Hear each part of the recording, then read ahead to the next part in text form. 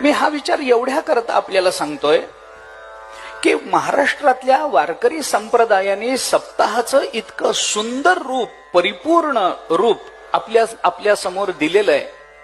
पण अलीकडच्या काळामध्ये भागवत कथा, रामायण अथवा अन्य कथा आणि अगदीच अलीकडचा काळ बोलायचा झाला तर शिवमहापुराण कथा यांनी आमच्या संतांनी निर्माण करून दिलेल्या आमच्या सप्ताहाचं स्वरूप पूर्ण बिघडवून टाकलं. मी स्पष्ट बोलतोय. त्यामुळे आमची ज्ञानेश्वरीवरची प्रवचनं बंद पडली सप्ताहातली. आमचा हरिपाठ उरकावा लागतो आता कथेमुळे. आमच्या नामस्मरणाला तन्मयता राहिली नाही.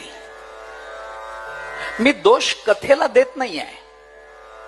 कथेचं जे स्वरूप मांडलं गेलं आहे, ज्या हेतूनं मांडलं गेलं आहे, अंतःकरणामध्ये ज्या विचाराला धरून या कथेचं स्वरूप समाजासमोर व्यक्त करण्याचे प्रयत्न होतात, या सगळ्या प्रयत्नांमध्ये आपण कुठली तरी एक भक्ती परंपरा, कुठली तरी एक ज्ञान परंपरा, कुठला तरी मानवी जीवनाचा परिपूर्णतेकडे चालत असलेल्या विचार प्रवाहाला